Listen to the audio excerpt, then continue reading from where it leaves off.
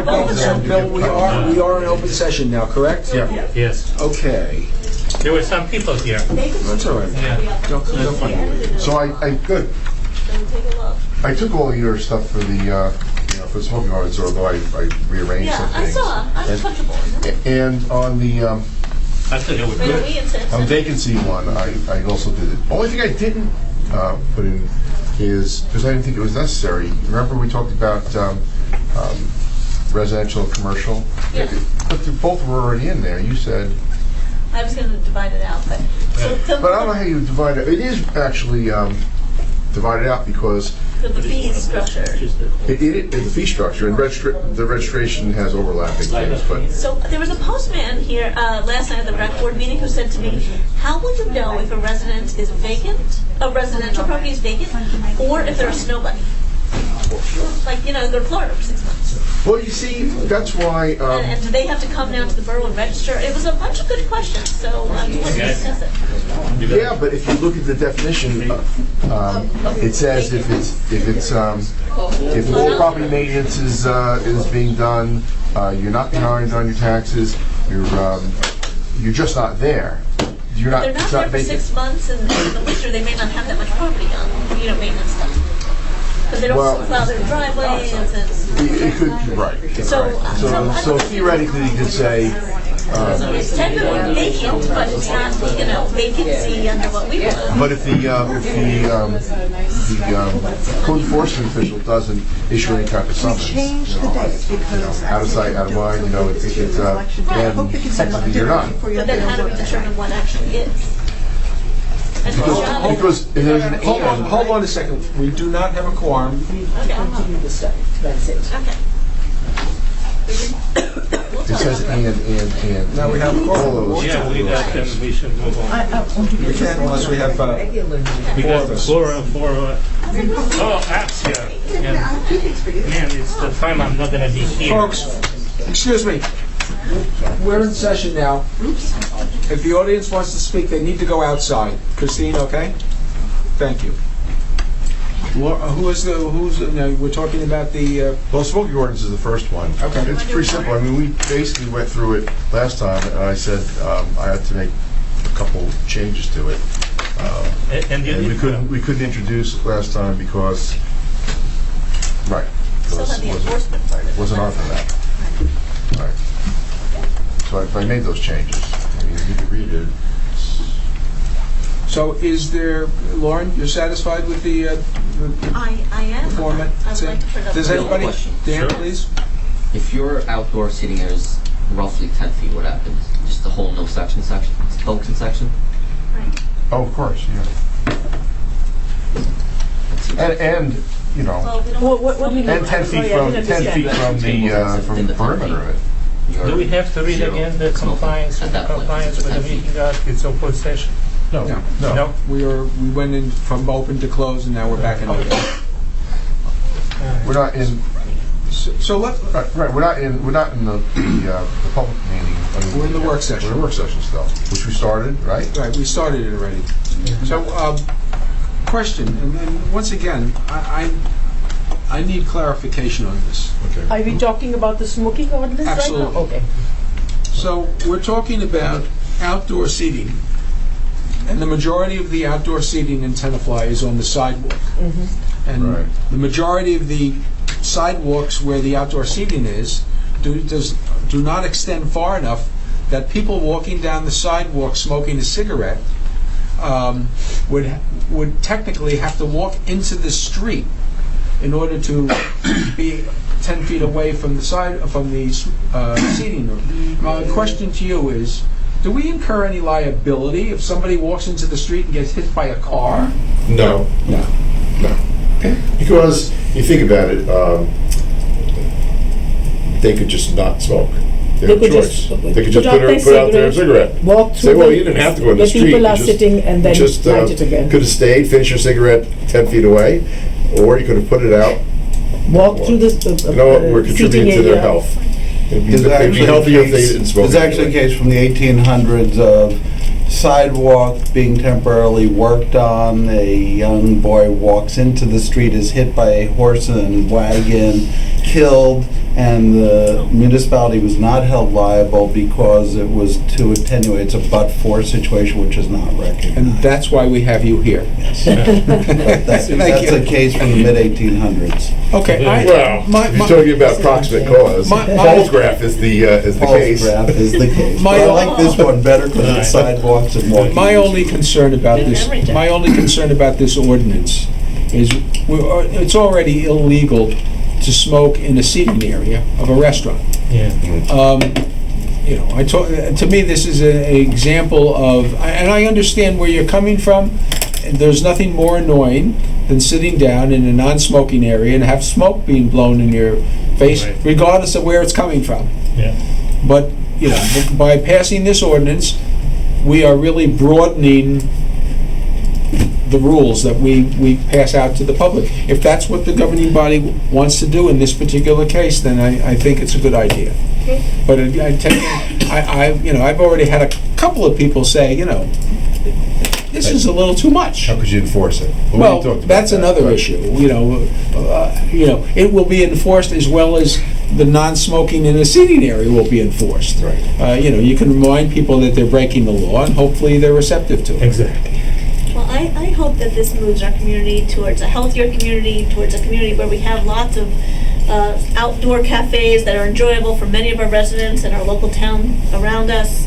Unless you're a smoker. Well, again, a more healthy community means maybe less smoking. And if you think about it, if someone's walking down the sidewalk, smoking a cigarette, and walks past an outdoor seating, you know, no one's going to say Nobody's anything. gonna go But if you're for standing there and talking and Standing smoking, still. All right, in the effort of moving things along, because we have a long. Councilman Barzalato. Oh, I'm sorry, Tom. To me, this is just another way of creating an ordinance that we don't follow, just like the ordinance that we're supposed to stop meetings at 10 o'clock that we don't follow. So There's it's no just ordinance. another ordinance. That's not an ordinance. Yes, It's probably absolutely. a is resolution, but, oh, Resolution. okay. Absolutely. Lisette, where do we go with this? It would be introduced on the Thank you. 12th of June, adopted the 26th. All right, just in time for the summer season, Lauren. Thank you. Thank you for your hard work on this. Yeah, absolutely. Next is the vacancy registration ordinance. Where are we on this? Bill and I worked on this, so I'll Right. give Bill the floor. well, Lauren and I went through it, and she had some good ideas on some additions and some changes to what I had previously had on for review. And we came up with something I think is pretty good. Pretty good. So somebody asked me a question about this today, and that is, does it impact snowbirds? Somebody that goes to Florida for 3 or 4 months, and Yeah. my response was no, it doesn't, because regardless of whether you go to Florida or Pakistan, Yeah. you're responsible for maintaining your property. Absolutely. If you have a sidewalk, it has to be shoveled. You know, if you have a driveway and a front walk, they don't have to be shoveled. If it's a summer, the grass has to It be has cut. to be cut. So, 12.6.1 Defines it. defines the evidence of vacancy. And it does require for more than 3 months or more. Right. So, It's to there. answer that, if you were down in Florida and okay, you'd satisfy most of the elements of that. I guess if you said, hey, you didn't shovel your sidewalk and you're supposed to, technically, you might fall within that definition. But again, I don't think the code enforcement officers are going to be going over there giving a summons. So if he doesn't give a summons for it, then you don't satisfy the definition, right? So, And once this is passed, our residents are always welcome to let the borough know that there's snowbirds. And so then, Lindsay in our office and our code enforcer will know Well, that it's not a vacant property. and I put something, remember you and I said, okay, there has to be, when do you reset the, Right. so I put a reset in there. So if you think about it, Saw that. if there are snowbirds and they're gone for, how much, for 4 months. 4 months? 4 months, 6 months. They'd be back for 6 months and it would reset. So the worst thing that would ever happen is they say. I'm more I'd concerned say- about property maintenance than I am about that. But, Right. I think this gives our code enforcement people, our building, and all our inspectors, another tool. I don't expect this to be, people going around looking for violations, but if there's a store that's a real problem, or there's a home that's a real Commercial problem, property, and that's it's right. reported to us, this is just one more tool we have to address the issues, and I think it's a great idea, so. And, our goal as usual is to help our downtown thrive and to help our neighborhoods thrive and not have abandoned or foreclosed or vacant properties as eyesores. Keeping the stores clean and neat looking and broom swept and no papers lying around and no graffiti on the windows. Exactly. Those all contribute to having a healthier and better looking downtown. We'd like to do more, but also don't want to be burdensome. I know that for certain people, Christine, would like more done and us, do more. But I don't think we can go that far. Next is Pride Day event. Oh, well, hold on. I had one more question. Oh, sure. If and hopefully when this ordinance gets passed, how do we promulgate it to our stores and our properties? Do we just post it and? Well, you want to know something? I don't believe that it's our obligation, or you get a sense that people really don't necessarily need to know. If somebody's in violation of this, you can tell them they're in violation of a particular ordinance, or you can give them a copy of the ordinance. I think it's a little overbearing to just walk around and hand people new ordinances. I wasn't saying that, but I do think that the owners that aren't, here in Tenafly may have more trouble getting aware that they need a designated agent, that they're going to have to file with us. If there is a building that we look at, we say, okay, it's vacant and it definitely falls, it falls within the definition. We do have the tax assessor has the records of where the tax bill is going to. You'd send them a thing saying, we have an ordinance now and you're not in compliance. Okay. Next is Mr. Mayor, before we go on, I don't know if you saw the Aaronsons walk in. I know you want to. Hello. I had suggested, because I didn't think we'd be this far along, I think there's some more people coming, if you don't mind waiting. Okay, All right. I didn't expect it to be 8:30. Well, okay, so at least the amount of time it takes to run 5K. Okay, thank you, Jeff. So next is Pride Day event. Okay. So we have two things planned. I tried very hard, I have to say, for farmers market. We're way behind on that, so that maybe will be for a future year. And I have to say, Jeff's son Stephen is here, and he has been a huge help. So thank you. We are interested in having a parade. We do think that the parade is your traditional route for Pride Day. I need to work with the borough to come up with a short parade route. We have two speakers lined up for Highland Park. One is a longtime resident here. One is a potential congressperson for the 2nd District down in Lower New Jersey, who is very strongly out and proud. And then the last thing is, if we want, we have the option for music.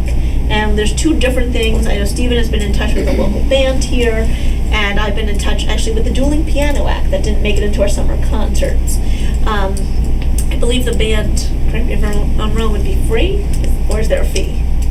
So far, there's been no talk of price, so they would most likely be free. Okay. From what I understand, Okay. because they were very enthusiastic to do the great. event. Well, good. Somebody want to make a motion to accept their offer? Quickly. Yes. Quickly? So the dueling piano, is not free, but they're willing to do it at a significantly reduced price if we're interested, and we just have to decide on that. But, I think it could take, an hour to 2 hours in the morning, and Well, we have, Jewel, you want to explain what our events procedure?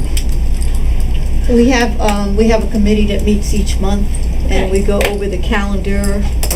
We have a standardized package that's on the website, but I can email it to you. Sure. And it's basically, it gives us an idea of what is needed so that we can coordinate with the police and DPW. So it'll be 2 pages, very, very simple. I'm sorry, one more thing, actually. The PFLAG, the Parents and Friends of Lesbian and Gay Families and Friends, they would like to set up some tables, informational tables in which, those attending the parade and supporting the parade can come and see some local groups around here. I would suggest that all of these plans, All from the of the band, details. you get her packet, turn it around very quickly, because it seems like, there's a lot of, Very, yeah. Pieces. Yeah. A lot of stuff goes into this, We so- meet the first Wednesday in each month. So June we, 6th? Yeah, I think it's the 6th, 5th or 6th. With this election. 5th. First Tuesday? okay, this is, the date on this is what, Wednesday. June 20? 24. Okay, so Yeah, so that's you do fine. have the ability to meet it, I would suggest you come to that meeting and Jewel, would you? work out the logistics. Yep.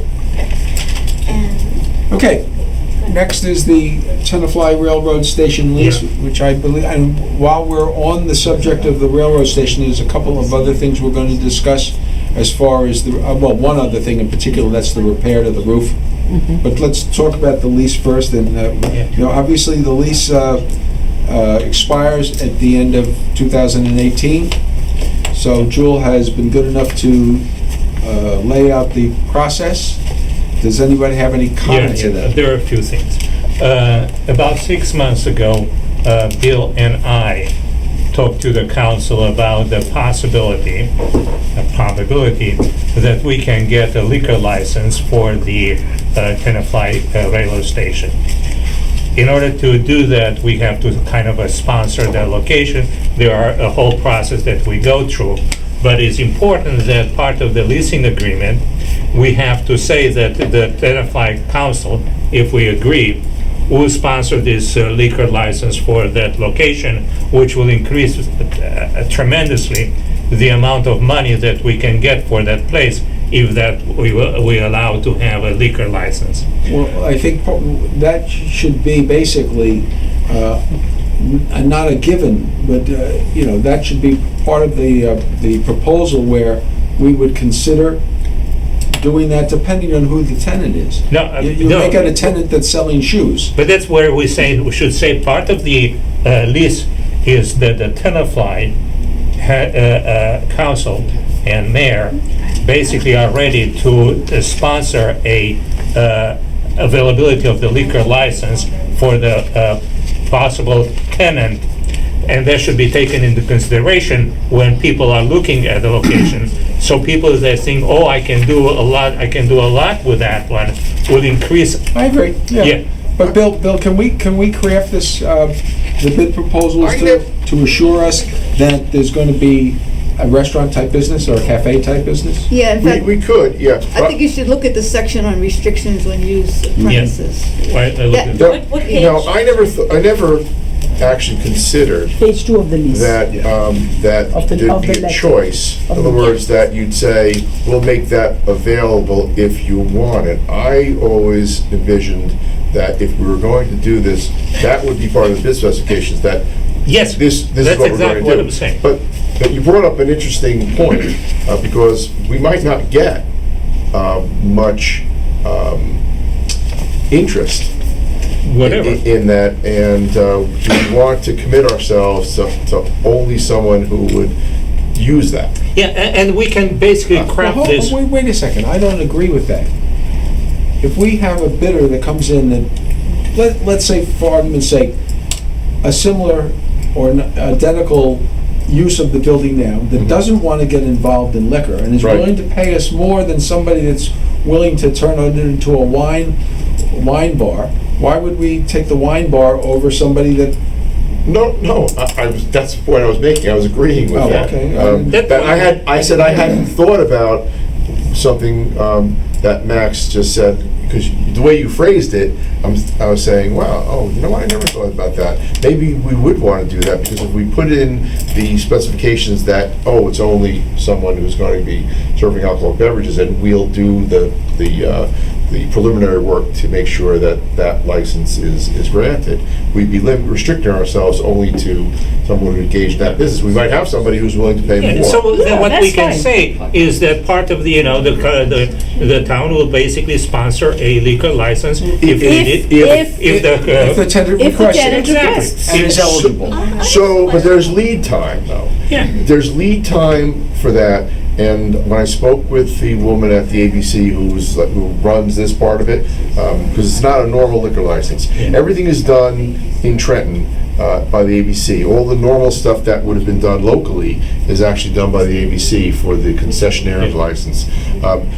she said you should leave about 6 months. Yeah. So It if should be we're, done now then. No. about 6 months. Yeah, we should say the time So I to was get this thinking- one is 6 months. It Right. will take 6 months for that such a license to But be. if you're going to, Let's get the you tenant need first. to know, Yeah. right, you would need to know that Who the tenant is. tenant's going to be, so, but you need to have that knowledge if they really want to use that liquor license thing. Yeah. You'd have to know like 6 months ahead of time. Right. Yeah, no, but what we can say, the license, the license for the liquor will take about 6 months from the moment the tenant is selected. And Right. it's part of the agreement. Our part of it doesn't take 6 months. Our part of it, Takes, What's that? again, our part of it doesn't take, but there are things that the tenant would have to do Yeah. to go through the process. yeah, exactly. Tony, you had your hand up, and then Lauren? That's right.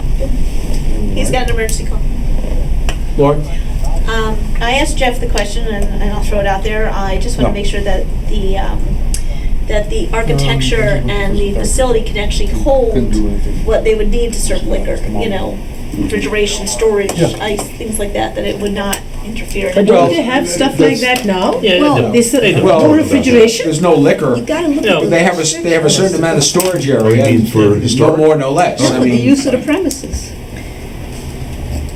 Okay, but But you hopefully want your we beer are the ones that set I know, the I restrictions. know we said it, but you, based on what you're talking about right now, I mean, this was basically just used as a tool, because this is actually 10 years old. Right. But So did these. it seems to me that that's the biggest guidance you need, is on how you're going to reset this. Yeah. Because I Right. think Lauren's question is very relevant. We're still not touching on the fact that they can't serve hot food. They don't cook there. I didn't know that. well, they do serve, they can serve hot food. They have Yeah. a hot plate. They Yeah. cannot They have have a hot microwave. open fires. They can't Yeah, cook. They can't cook. They cannot They have can- open fires. They Right. can cook, but no open Right. fires. I'm not Microwave. exactly sure of the nuances. I don't think So- they can cook Excuse me. because they would have cooked. Food establishments where food and beverages are served and consumed primarily on the premises, provided any food has been prepared off-site and is served and sold in a form ready for consumption. Right, That's the current right. Yeah. Okay. Well, Tony? but that doesn't say anything about beverages. Beverages, they're serving beverages, obviously. I know, course they are. but there are also Coffee. there are also other uses, and it doesn't sound like from this conversation that you're continuing to We're gonna include have those to ask. uses. Well, Bill, I would urge the two of you to review this document, which is 10 years old, and bring it up to date by the next meeting. Or, well, we already had a discussion about, It doesn't sound like you're finished yet. no, okay, right. Tony? But we don't want to exclude retail, do we? See? No, we're not. Tony? You wanna explain? Right, but then. But that's what you're talking about. No, I'm saying then we could have alternate specifications if this is your, business, then these restrictions apply. If you're food service, serving and desire to serve alcohol, these are the restrictions. Well, I think- So we can't do that without the council giving us direction. Yeah, but come back to the end of the, it basically, we have to basically provide the alternatives. One, for the food services, including a license that the council will sponsor. The other ones, at whatever you want to do. Well, we need to make sure that in the specifications, it's noted that there are limitations due to the historic Yeah. nature of the building. And let Which are them, today. let them inquire. I have a question. Well, 1 second. Okay, after Tony's Tony. foot is being recognized at the table. First of all, I'm inquisitive as to why all of a sudden now we want to talk about a liquor license for the railroad station, number one. To increase the revenue. Well, Okay, wait, number two. we've only become aware of the fact that we, as a municipality, can sponsor a liquor license for a tenant in a property that we own. We weren't aware of that, or maybe it's a new rule. So it's our theory that might increase the value of the lease. Number two, the place has its limitations. I mean, we've already been talking about cooking is limited. Right. There's a lot of things you can't do, so you're gonna, and, I'm somewhat, it's somewhat almost laughable in the sense that you want to promote a retail space, you want to promote a liquor license, but on the other hand, we're talking about closing Piermont Road. So where the hell do you propose to park them? In Mount Carmel parking lot? So, I mean, you know, these are things that you gotta think about, right? I mean, you're gonna have a bar, I presume you're gonna have an influx of people, so where do you propose to park them? I don't think you'd have a bar. in there. I don't think we're interested in a bar per se. Yeah. No? No. When you say a liquor license, what are you gonna have? Well, that's something we need to decide. Frankly, I believe, I would, personally, my opinion is wine and maybe beer, but no more than that, no hard stuff. I don't want a bar there. I don't think that, I frankly, other than the dollars and cents value, I'd rather not have liquor there at all, to be honest with you. It's our centerpiece. I appreciate the fact that might enhance the value of the lease. Yeah. But the one thing, after living in this town for 30 years and seeing what that cafe has meant to the downtown, I would be hard pressed to come up with a concept that works better for the downtown than what we have now. Yeah, we can That's have a just one cafe person's with, no, opinion. that's absolutely, we can have a cafe we with a may end up beer. with a cafe who doesn't want to serve liquor, that's fine too, if they give us if the bid is Well, listen, good can you enough. go there and bring a bottle now? No. No. So why don't you just have that then? I think you Then you'll can. have, bring a bottle of wine. That's totally No, different. they said no. You can BYO. You can bring your own in there? Do they have a BYO license? So what the hell's the There is problem? no BYOB license. There is no such a thing as a license. And then you can go into any restaurant with a bottle? No. No, It has to be a. the facilities can limit if you want it, but there is no beer bingo on No, booth no, the facilities license. can't limit it. You have to, you can't just, I can't walk into an establishment with a bottle. They have that- There's a can't walk particular into kind of McDonald's with a license bottle. where you're allowed, there are some reasons why some restaurants are BYO and others don't have liquor. Yeah, there You must just be a can't reason. walk into a Yep. restaurant unless they have that license that license. allows It's you not a to license. carry in. It's not a It's BYO. not a license, it's not a license, Then what it's is not a it? permit. It is, if the restaurant wants to allow Exactly. their patrons to bring it in, they just cannot advertise it, they cannot have a sign. That's They can right. put like a little blurb in the menu, and they cannot charge an uncorking fee, they can't charge for ice, they can't charge for special glasses. It's up to the, it's up to the Oh, I restaurant. didn't know It's that. strictly a policy of the Not restaurant. supposed to. Mayor, can I say something? I'm reading this personal service establishments, Mm-hmm. excluding body art, etc., etc. Is that, how do we restrict nail salons? What do We you don't want a nail I salon. thought you there. were against empty stores. No, but we don't want in the railroad station I'm talking about. Well, that's Is it a possible? valid concern, Bill. I'm really, because We can specify what that type of building business is you not want. for a nail salon. What is somatic therapy? I have no idea. I'd like to know what that is. Yeah, BYOB, there is no license for something like that. It's a policy of the So restaurant. when you say personal service and you exclude these. No, no, wait, hold on a second, wait. Yeah. If they put a sign up saying BYOB, do they need a license? No, they can't Wait, put wait, a hold sign. hold on. No, If they put a don't. sign up. there is no license You for can't have a BYOB. sign saying. They what- can't. Wait, you're not listening to me. Yeah. If the railroad station puts up a sign saying BYOB, They can't. No. They You cannot cannot put the sign up. advertise. so you can't advertise. Well, you know, I want to get to the crux of the matter with the council. If you read on the first page of the lease where it says restrictions on use of Yeah. premises, it is intended that said lease shall include the right of the successful bidder to use the premises for one of the following uses only. So dated. I would like to eliminate everything but food establishments. That's right. I don't want a retail store there. I don't want, even if it's not a video store. But when, Video Why? rentals. Gonna make it Why? come back. Because you just got rid of all the smokers. You can sit outside and have your meal now. Why would, we had a tennis shop there, we had a hair salon there, not a nail salon, a hair Should be a salon smoke there. shop. We had We had a art gallery. art gallery there. Art Nothing, gallery would be lovely. nothing, Didn't survive. nothing has Nothing meant survives. to the downtown It didn't what that survive. cafe has. And I don't And want I'm not Yes, suggesting that, all I'm saying is, I think that is the best use for I that. agree with you.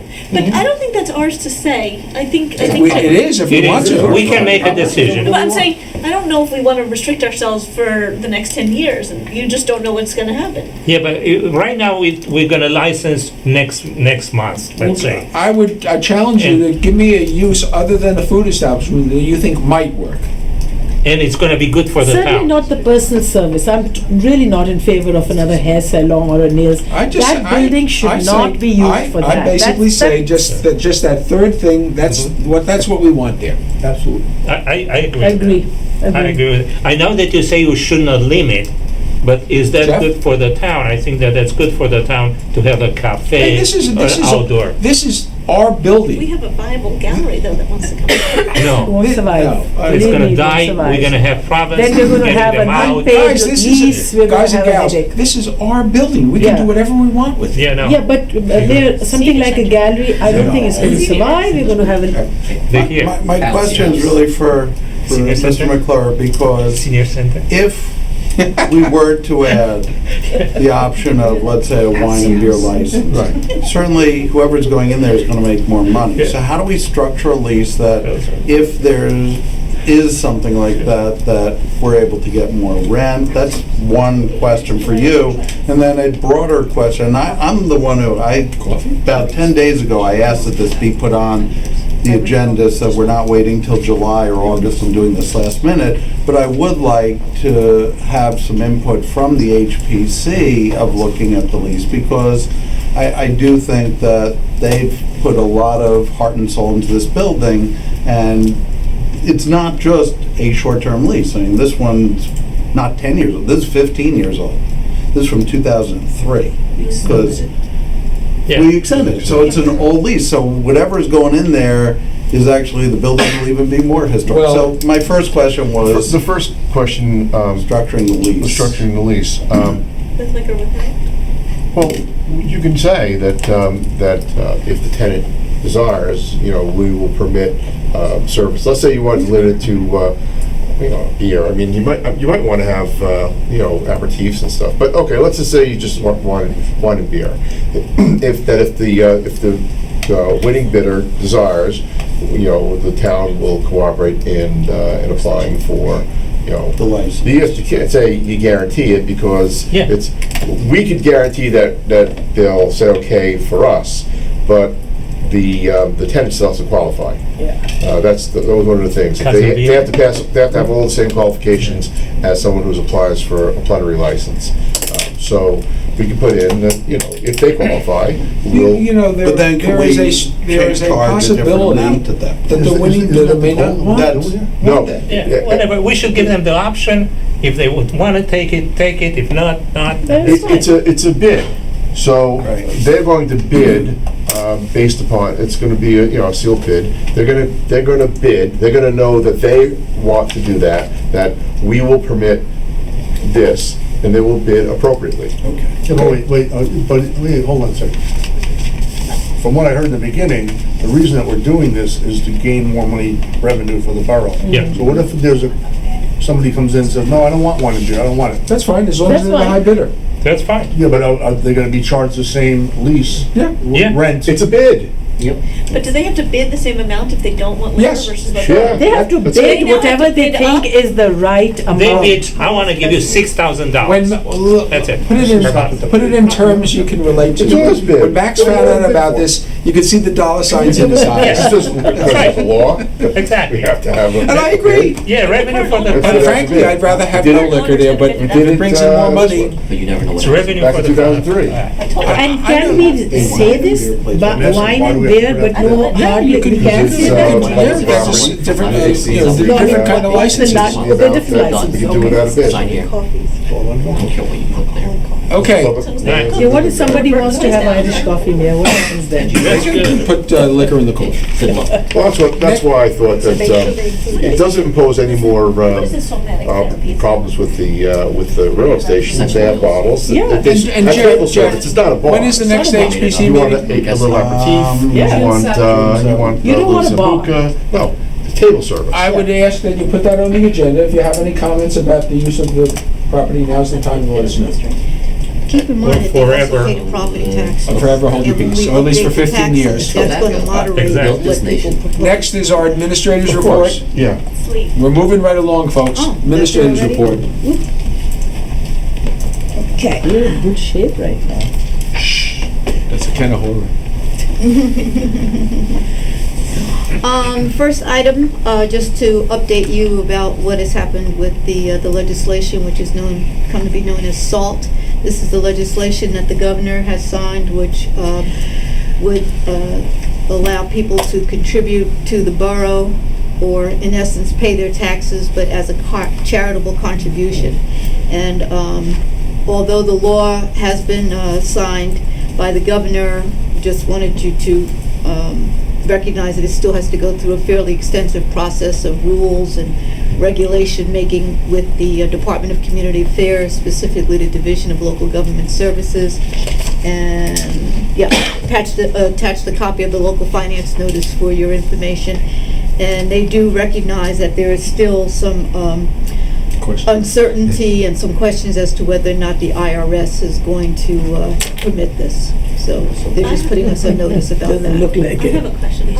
Other communities have passed ordinances, and they've begun the process, even saying that if the IRS comes back and says, no, we can't do it, they'll figure it out on the back end. That doesn't appear to be the case. We had a mayor's breakfast last week, and it was unanimous that to move forward on this, and even if you were to start, for example, if you would start to collect money for this charitable thing, and people did that, and then next year the IRS says, the people that gave the money in the year before have a real problem. Okay. So I believe from the people that it was really unanimous to just wait and wait. And even the question that I ask, I'm told all these other states are doing this already. Other states have passed the law just like New Jersey. But to the best of the knowledge that was passed on, nobody is really doing these organizations yet. Until the IRS So they comes just- back with a ruling. Right. They've just passed the Because law. then people but no may have taken deductions, and how are they going to, there could be a real problem Yeah, there. and it's so much more. I mean, basically they're saying it affects three different departments: community affairs, treasury, education, actually 4, banking and insurance. We can't act, and our CFO/tax collector can't act because the rules haven't been established. Even how you deal with mortgage companies, and they also point out that there are various credits that are given and refunds that are given to people. How would those even be affected? Well, you brought up an interesting point. Nobody is sure how banks will handle this. If your bank is paying, you have a mortgage, your bank is paying the taxes, so let's move on. Okay. Okay, sorry. Okay, our next item is just an update on our Bergen County open space grants. As you know, we submitted 2 grants, one regarding the Roosevelt Monument restoration under the historic preservation portion of the program, and one for the Sunnyside Field ADA playground improvements under the park and recreation portion. And I'm happy to report that at the present time, both of our projects have been recommended for funding. The county still has to go through a public hearing, which is scheduled for June 14th. I attend each year, and it's an opportunity to thank the freeholders, to thank the committee members, and basically advocate for our projects. What time is that meeting at? It's 7 o'clock PM? on the 14th, Can you yeah. send out information on an email for that time Sure. and place?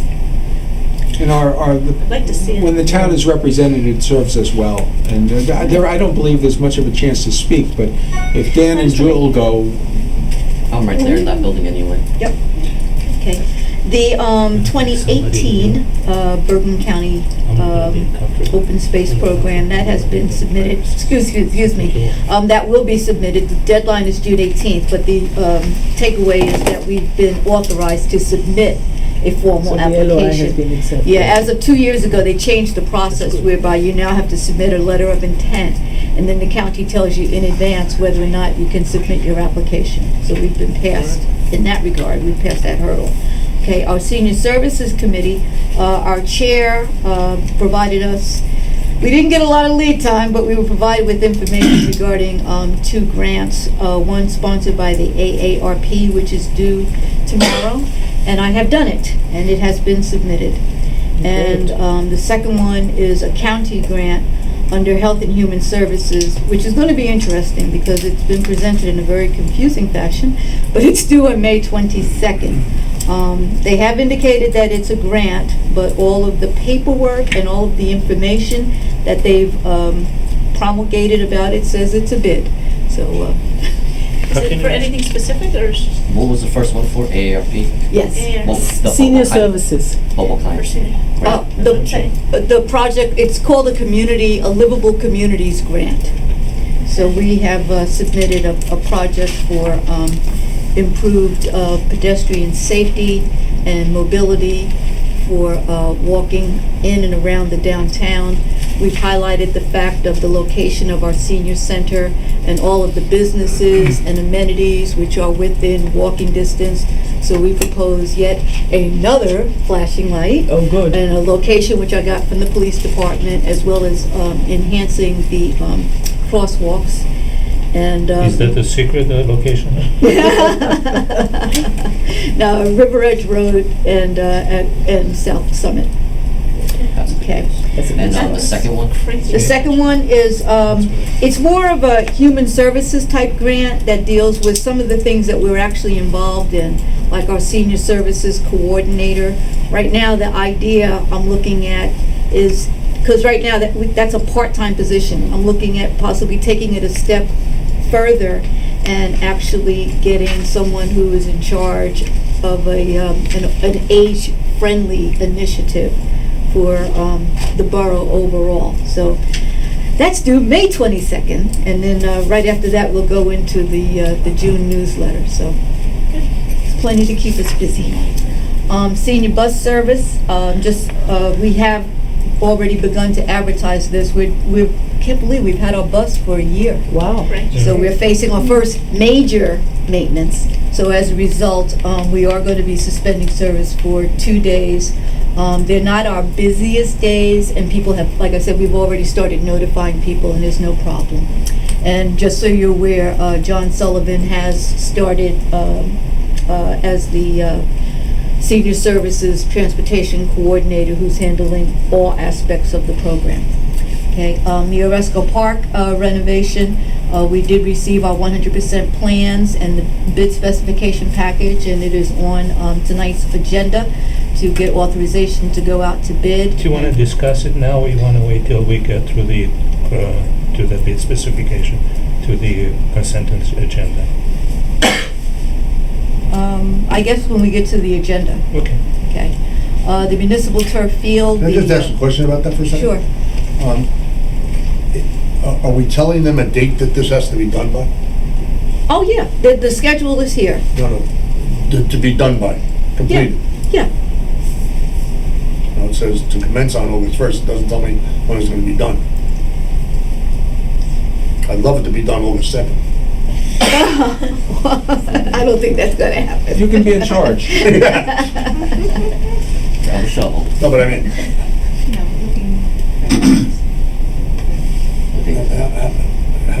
how long? I don't know if we set a specific completion date. Yes, we do have a time frame for that, and I'll get you additional information about that on the completion.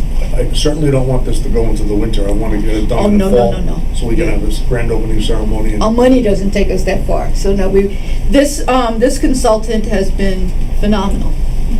Responsive, everything on time, within budget, so we don't anticipate any problems. Municipal turf field is progressing. We have submitted our application for soil conservation, and the purchase order has gone to the company. Field turf. The dog park. Quick, can I just say something Sure. on municipal turf? Something to consider for the future. It was brought up in rec board last night that actually there's an opportunity to have lighting, that the different lighting depending on your sports can light up. So if it's a soccer field, the soccer lines light up. If it's a football field, the football lines light up. So they just want us to keep that in mind for a future. Well, with the caveat that it's very expensive. It is incredibly expensive. And they have the money to do it. All right. This isn't Texas. They were discussing it. So why didn't we get the lighted lines? And I went, are you kidding? The dog park is scheduled for much more detailed discussion on June 12th. The engineer was out at the site today along with the DPW director. They staked it out this afternoon at 3 o'clock. And he's preparing the plan to go along with it, but I haven't looked outside, but I don't know if those stakes are still there. Believe me, they're flat on the ground. Just one more He did mention to me that obviously we want two, one for small dogs, one for big dogs. But he also, in each case, he staked out a second pair of stakes if you want to make it slightly, each one of them slightly larger. So if you'll see probably, I'm guessing, 6 stakes. You'll see 4 and then 2 more a little further out. So if we want to have it just a little bit larger, both of them, so when you see all the stakes, you can visualize what's going on there. Jewel, if you talk to the engineer, about 4 weeks ago, when Shama and I went to see the old pool, Kenny Krause was over there, and we talked about the dog park, and they talk about the special, not gravel, but peat moss that to put over there. And we looked at a 40 by 40, and basically, to make a long story short, he got on the phone, got the quotes. To get about 6 inches of special peat moss is going to cost $1,500, half a trailer of this peat moss, and we should put it in the budget. It's $1,500, and they will make the park. Pea gravel, I think. Pea gravel, that's right, much more. So we just want to make sure that we put it over there. Thanks. I thought we were going with natural grass. No, you can't have a dog park. Let's deal with it at the proper time, It's rather than have a major discussion on it $1,500, now. very little cost. Jewel, anything else? Okay. Teen center improvements, those are moving ahead. We've had meetings essentially with all of the department heads, and we're working directly with the director and with Joe Rossi to schedule all of the projects. It's their understanding, basically, they're tasked with getting all of these jobs done by August. Right. This is the summer is our prime implementation time. And so everything is moving along fairly well. And then you have your list of events, including our Tenafly TEF 5K run on June 3rd. And Who's doing the work for the teen center? Mark Slauson had some, I don't know, some preliminary quotes, but that's one of the things that the DPW director will be assisting in, is getting updated quotes. But it's an outside contractor who's gonna do it. It'll be on outside contractors, yes. And Jewel, no update at all on Pfister's Farm from Mazer? Because this is 2 weeks later. They were supposed to get that application to the state DEP before. It was my understanding that he spoke to you directly. That was 2 weeks ago before the meeting. I thought he said he spoke to you recently. Okay. Well, I sent him an Yeah. email, I didn't get a response. Okay. That may be, We'll but, jump on it tomorrow morning. Yeah. yeah. Is that it, Jewel? Yep. And plus, I just want to add, we do talk about things because work does occur in between meetings, but our update meetings are the fourth Tuesday Okay. of every month. Okay, correspondence, we have a note from Karen, Chair of the HPC, about the inspection report, which was included, and I believe, Jewel, what were your thoughts on how we're going to finance this? Which project are we talking about? The monument. The monument? Essentially, the monument, we have a pending grant application for a project with a total cost of over $125,000. And when do you expect, if things go the way they should, when do you expect that we would get that money? Probably in early fall. Right now, and this is based on the letter, because we actually received a letter from the county advising us of the status of our projects, that they were on the recommended list. And the county indicated that the anticipated commencement date for these proposed projects is on or about August 1st, 2018. And then I noted that we're actually dealing with a different staff than we did previously, because as you know, one of the things that we've been dealing with is the lag time between submission and approval. And that seems to be a significant change. So what I would propose is to meet with the CFO and look at the possibility of expediting the appropriation for the actual match for the grant. Because one of the things that I pointed out is that if we do work which we've already acknowledged overlaps with the work that's described in the application. If you do it in advance, number one, it's not budgeted, so we have to find it. And then number two, we will not be eligible to get reimbursed for that. So if we get the money in the fall, Karen, with the indulgence of the council, I've asked Karen to sit in for a few seconds, our chair of the HBC. Karen, if we get the money in the fall, can we proceed with that project at that time? Is that an issue? I would go back to the expert that did the inspection report. He seemed very, very concerned about the capstone in particular, because even more of the grouting has disappeared over the winter. This grant that we are waiting for to get some decision on was based on an inspection report that was done a year and a half ago. So the needs that we identified were needs that existed in the summer of 2016. And so we've gone through 2 winters now where the stonework has continued to have its grouting degraded, and we've had additional wear and tear from skateboarders on some of the walls, hip walls, if you want to call it, and some additional damage from weather on the sculpture itself. But the grouting is really the thing that holds it all together, and that I think can't be delayed. Now, the last time Julie and I corresponded, it looked like the match wouldn't be made until the next budget cycle, which meant the work wouldn't start until spring of 2019, which is why I came with a intermediate sort of emergency request. And that's correct. I mean, and as we've said in just the last few minutes, we were kind of working on what we understood to be the usual timeframes. But that was also before we had any indication from the county that we were most likely going to be approved, and that is the case now. And now it's the county that's saying that they propose to give approval by August 1st, which is I spoke to very Lane different. Gold only Yeah. about 2 weeks ago, and she said the freeholders had still not could not put the meeting on their schedule. So this is good information that you've gotten. I mean, this is good news that they're now anticipating an August 1st date. My question would be, is there a way that we could go ahead and get this work started now on the safety issues, and perhaps if we don't, if our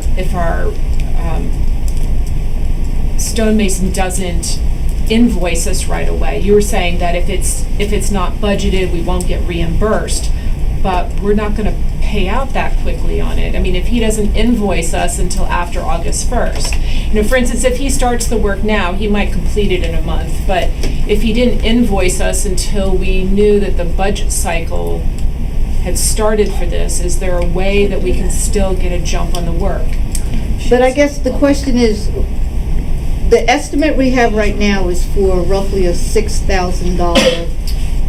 That was Quick for the fix. grouting. Right. Right, and the grouting was included in that larger project proposal. And that won't be redone or reshaped, and you're not going to cover that same area? Not once it's completed. You wouldn't need to go back in and say chisel out new grouting to replace. So if we allow him to start the grouting, but not send us an invoice, can we do that? No. I have a question also. Well, There's a $15,000 number, and then there's another $2,500. What are they? Well, the proposal explains what those numbers are for. I mean, are we talking? Is And that going to be done some too? of those 2 items are included in the larger grant proposal. So I would like to hold off on those until the grant is resolved. So you want the 6,850 for the grouting, that's what we're really talking about. Right. And for the stuff that's really critical in terms of keeping these stones in place and preventing further damage. I mean, there is graffiti there, but the way I read his proposal, that 6,000 doesn't address the graffiti removal. Can it wait till August the 1st? I'm going to go back to him and find out. Let us know, please. I'm going to go back. It's still summer.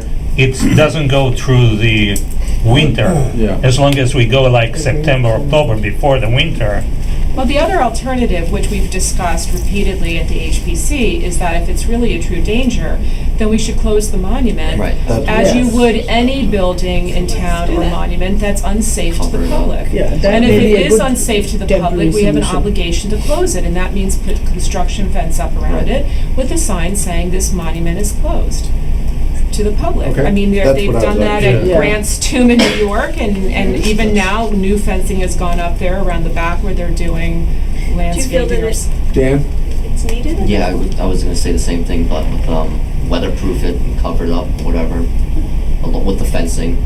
Okay, Joel, somebody had said to me that they're assuming that most of the damage and misuse takes place between the hours of 3 p.m. and 6 p.m. And I would guess also perhaps on weekends. Could we just correspond or communicate with the police as well as the site supervisor and ask them to give a slightly higher priority to keeping an eye on the monument during those hours? Because I see the use in the skate park, and that's the prime time after school and weekends. We've inspected repeatedly through the winter and last spring, and the man I'm talking to, Bob Carpenter, knows this monument intimately because he's actually worked with his hands on it, and we know that some of the damage on the hip walls is fresh damage, and you don't have to really be a stonemason to see that it's a different color. It's a fresh sort of chisel mark, where the skateboards have gone up around the edge. One of the things, one of the HPC members is actually doing research on security cameras, low-cost security cameras that can be, now we have technology. It can be run on Wi-Fi, on an app on your phone. It doesn't have to be centrally. Several years ago, we looked into this. It was expensive because you had to wire these things. I think we have one in the budget for the skate park, right? Yeah, and So we I can mean, have the it one come that's around. mentioned here in his memo, the Tony? one he Somebody talks did about at the Right. end. Now. Right, so that's a good example. I was at the last meeting where there was a discussion about having, for instance, a DPW committee to coordinate activities, and I don't know that this falls under DPW, but this is a similar issue where, as an HPC, we talk about this at almost every meeting. I had no idea you all were talking about cameras for the skate park, which is just, 50 feet away. So I certainly would have jumped on that, or we would have, as an HPC, we would have jumped on that and asked you to extend that proposal to include the monument. We also feel, in 5 minutes I found dummy cameras at Home Depot. I mean, we feel that even signage at the monument would deter some percentage of bad behavior. But now I'm sure they're not, I mean, my daughter and all her friends have these nanny cams which they watch from their workplaces. Right, it's not It's that- not expensive. No, it's not. Tony? Long term. I mean, it is a treasure, it is a monument. Me personally, I would treat it almost like the White House, where we should fence the whole thing in with a beautiful black wrought iron fence that only gets open on events, and otherwise it stays closed. There's no need for you to sit on the monument. There's no need for you to, there's no need. I think that's a great idea.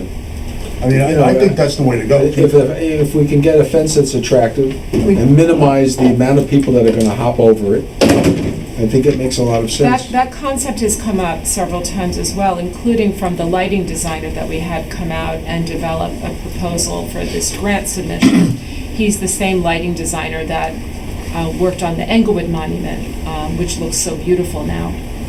And he said right away, and he's worked on a lot of monuments, he said, I don't understand why you all don't have a fence here. And I said, well, the original concept, it was an open park, yada, yada, yada, but I think collectively we have to decide what we want to do with that monument, because it is a monument to a president. And there's no signage there to even say, please respect this monument to our, somebody help me with history, 28th Yeah, president. but if we don't do something, we don't do Teddy something Roosevelt. fast, quick, we're just gonna keep destroying this to the point there's gonna be no return. I mean, I think the fence is the way to go. I agree. I agree. I might mention too, the 100th anniversary of that monument is 2024.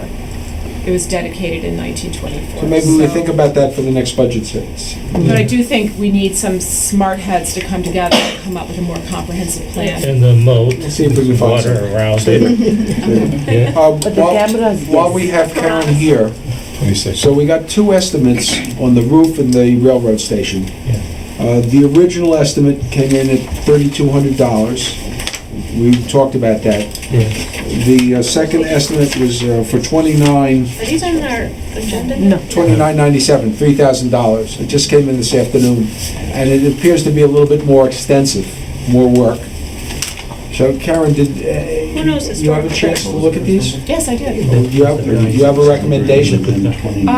My recommendation would be to go with Highwood, and the That's reason Bobby. for that is because I find that their estimate is more detailed. I agree. I checked with the historic preservation expert in Hackensack, and she knows this product that they're suggesting as a polyurethane sealant. There's a real question when it comes to proper treatment of old masonry as to what type of sealant you want to use. And there's several products on the market, and this was one that she knows about, has experience with, and so the fact that I got her seal of approval. I also talked to Tim Adrians, and he also endorsed their plan.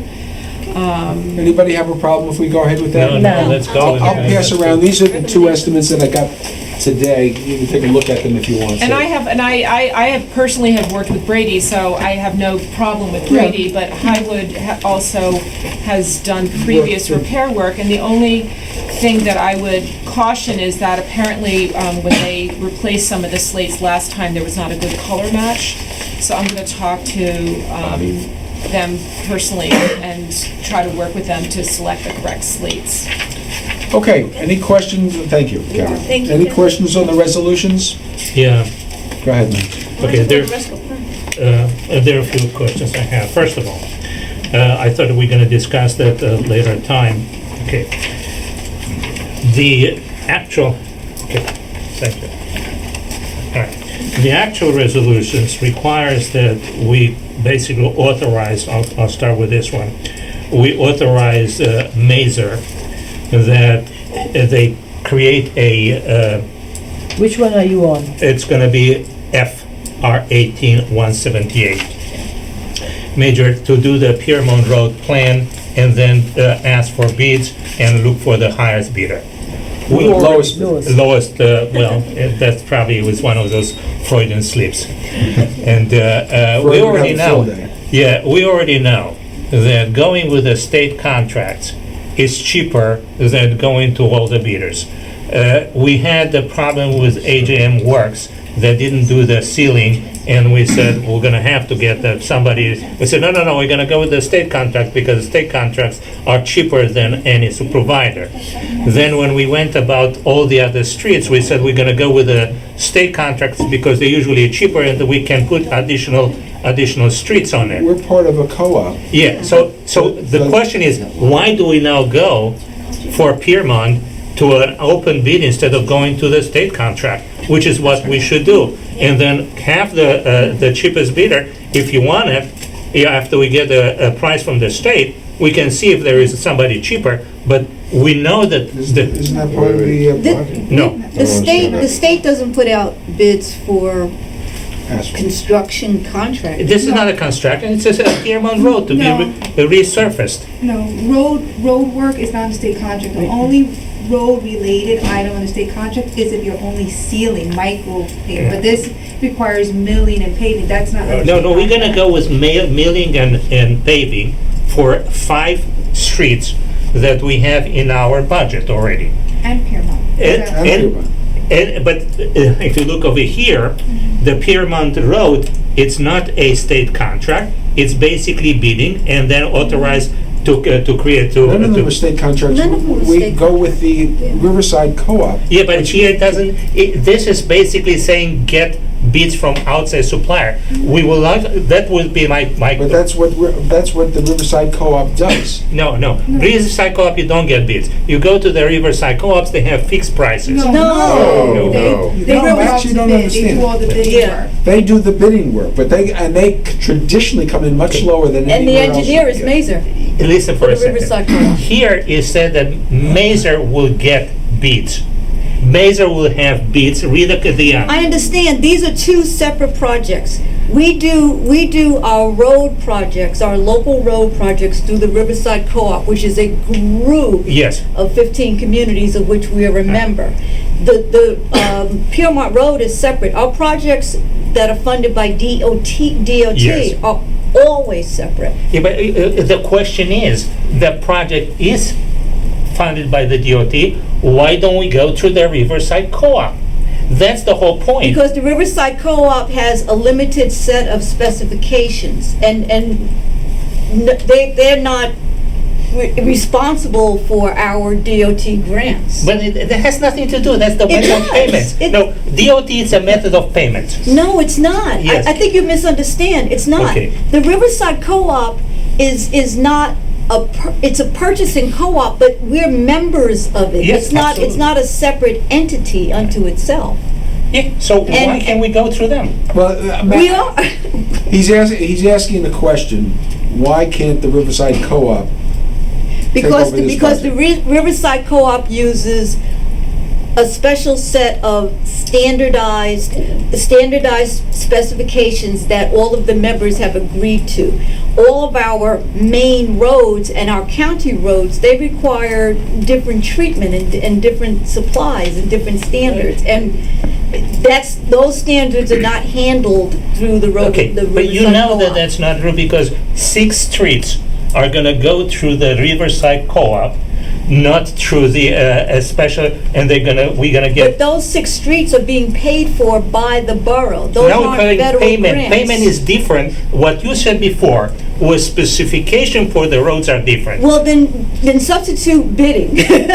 That's a different bidding process. Okay, I see that's where we're gonna get into a lot of, because payment for the roads, it's different for specification from. If we have specification for a road, like the Piermont Road, there is no reason that we cannot ask the co-op, can you do this? And we had the same problem with AJM. Basically, they did a few streets and we said, oh, we're gonna do the rest of the work through the co-op because they couldn't finish. So we could have done the whole work with the co-op. No, that was a different co-op, as Lizette pointed out. The only reason we were talking about a state contract in reference to that portion of the AGM work was because it wasn't resurfacing, it was sealing. Yeah.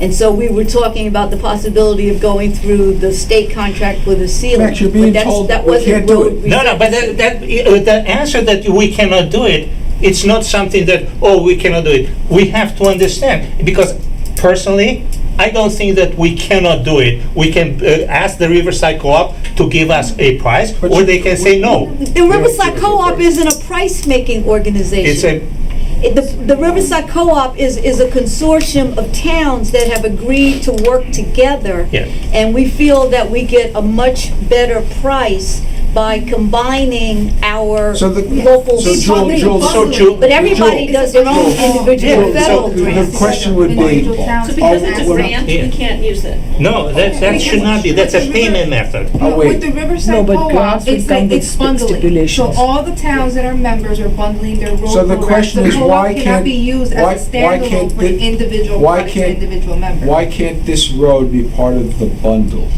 Because the bund is a set bundle. Piermont Road Well, we is said, we Piermont Road decided, requires much more work than these other streets, and that is why it was a candidate for this type of grant. okay, that's the answer we're searching for, because I know we have to do the curbs, we have to do the ADA, handicap ramps.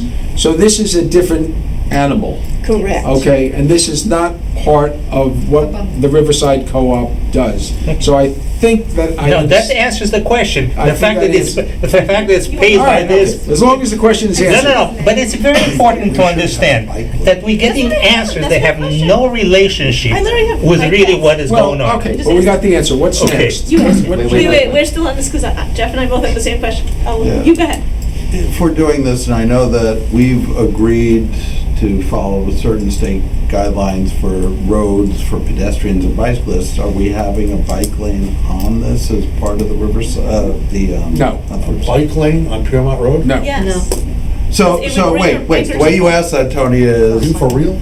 the way you're asking that, yes, I am for real, is that we're going to not have a bike lane, we're going to continue to let bicyclists go on their own No, peril. you're doing something with the railroad tracks.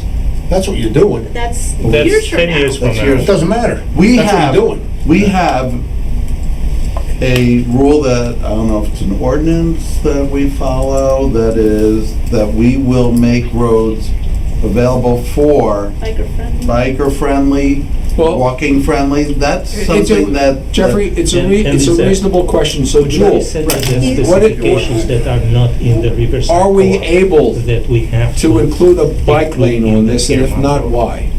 Well, once Mazer. Well, yeah, but I want to see the differences. What? Guys, we want to hear this. Yeah, okay. Yes. You're talking about the complete streets. And at the present time, we don't have, I think, the wherewithal to do that, to include it. So then Well, I why see do we bikers have, all so the why do we time have there. complete It's the streets? width. Why do we agree to that, adopt that? We adopt it because we say that we will include it where possible. This is a double wide street. I mean, to me, Piermont is a wide street. it's a wide street, it has parking, and Let me ask you, I'm constantly dodging bikers. How many on this people have you seen go down Piermont Road with bicycles? I bet, During oh, the no. day, during No, the no, day, all the actually, time. you've only been down a short time. No, absolutely not. That's not true. And most of them go down County Road, to be honest with you. And actually, majority of them go down 9W. 9W. So I've Okay. seen both bikers rather and have joggers who like to go towards the duck pond and Denver. Well, first of all, we have a grant which came out of the heavens. Yeah. Okay, the grant did not include the bike lane, so I think it's not going to happen here. However, the point was made that when we do these, this is something we always should consider, where possible.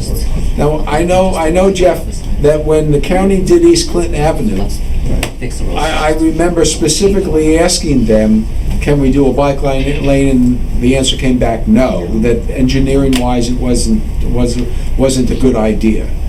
So, this came from out of the blue. We've never, actually, the money wasn't specifically designated for Piermont Road, and we did that. And one more, But Hold on. as I said, for future Yeah. consideration, and just to clarify, yes, I am for real. Okay, Dan? yeah, and Always. Dan, Well, not always. Not always, Jeff. come tell me, please. Dan? Let's get the work done first, and then we'll look into the bike lane. I would like to have, what? when Mazer presents the done plan, first, then look I would like to into the see bike the lane. difference between what the Riverside Co-op can provide and what we ask additionally that the Riverside Co-op cannot provide in order to have to go outside for bidding. Max, I think you're still under the misimpression that Riverside Co-op is a purchasing or selling cooperative, and it's not. What we do under the co-op is our specifications are prepared by the engineer for the Riverside Co-op, which Yeah. coincidentally is also Mazer. This year's Yeah. Mazer, And not every year. Well, Yeah, but- it goes by the host community. Right. Yeah. Okay, and the host community right now is Mazer. And then it goes out to public bidding. Yeah. It doesn't go through a purchasing co-op. No, But this is very simple. But a Piermont Road is not eligible. We want to see why, I would Well, all like to right, see so why. when we get the Yes. bids in, we can compare. No, we need to understand why Wisnaga is not compatible with a bid through Well, I the thought that was, Riverside. I thought Because that we're explained working to you. under a specific contract with DOT. Which Yeah, the payment requires is- curbs, which Yeah. requires ADA ramps. We're And- not putting ADA ramps on Oak Street. But that's And what, any of the other that's what I five would like streets that we're to doing. have from Mazer, the list of additional things that are required through the DOT, which cannot Okay, so. be through All right, the, so that's not an unreasonable request. yeah.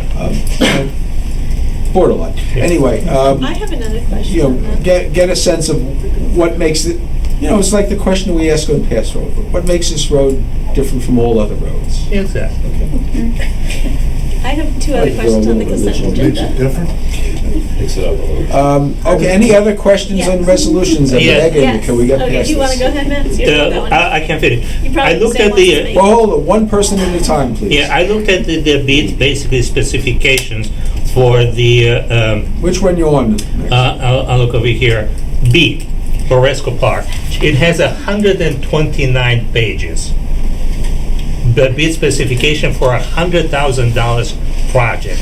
Now, what company is gonna go and spend look to 129 pages contract in order to get an $100,000 project? Our labor attorney, he said 400. Yeah, I know, but you imagine what it means. It's basically that we eliminate probably all the low-cost providers because they don't have a staff The manpower. that can go through 100 pages Let me ask you a contract. question. 79. We've spent a couple of years designing what we want for this park. Yes. And if it takes 129 pages to describe it so that we get what we want. No, that doesn't, it's not something that described, that's an attachment. 129 pages are basic bureaucracy, how are you gonna do this, how are you gonna do, it's not come and give me it's, if you read it. But if you want to eliminate bureaucracy, you're in the wrong business. I think that we can, I very strongly suggest that the consultant look into reducing the number of requirements so low-cost providers can also do that. Why do we want low-cost providers? Because we only have $100,000 and we want to spend There's an money. answer to this, I guess. Right. Our bid specifications are based on guidance from the local public contracts law. We don't. make 29 this stuff pages up. of that are the bid specifications based on the public contract laws, and 100 pages are basically the consultant supplier of the bid, which basically are not part of that. So, Julie, for once, trying to answer the questions related to the.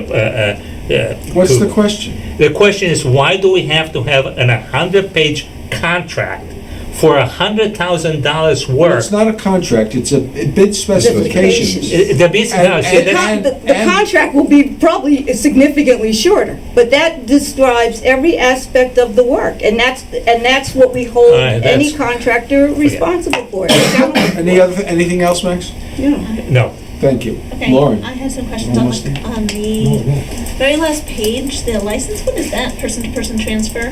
That's just a retail license? There's a pocket liquor license, and because of some mistake in the paperwork with their taxes, they had to change their organization name, and you just can't change an organization name, you have to go through a transfer process. So it's going to the same person, it is just cleaning up housework return. Okay. And it's a vacant license right now, so. It's a pocket license. But it's a. Okay. And then right before that, Pocket license. Yeah, there's no site for it. It's in their right before pocket. that, the new, Yeah, the new that's why vehicles, Says there, it Pocket has big license. pockets. the new vehicles that are in the one right before it, the police vehicles, yes, thank you. Those are the 2017 purchases, because they're not the green ones. Are we finished with the No, resolution? the SUV Can't be, because it's There- not pursuit rated. and the Ford Interceptor SUV, Can't be green. so It has to be pursuit We're rated. almost it done. has to be for the police. Okay, that's my question. That means It can't be everybody here green. is coming. There's painting green. Are we finished with the resolutions, please? Yes. Thank you. That's my question. For the good of the order, Beautification Committee? That's me, Mayor. Yes, I see your name here. Yeah, I'm glad you're willing to take credit for it. This stems from people mentioning that Tenafly does not look as well kept, as beautiful as it should be.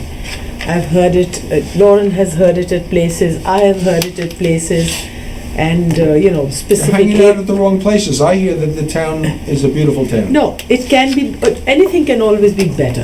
Absolutely. So I was thinking maybe we should, I don't know, if this is still a concept in my head, but maybe a group of us, I can get a group together to look at specific spots and say what can be done can we do more plantings here? Can this be made to look better somehow? Are you talking about public or private spaces? Public, borough-owned places. I'm just talking, and they're small places.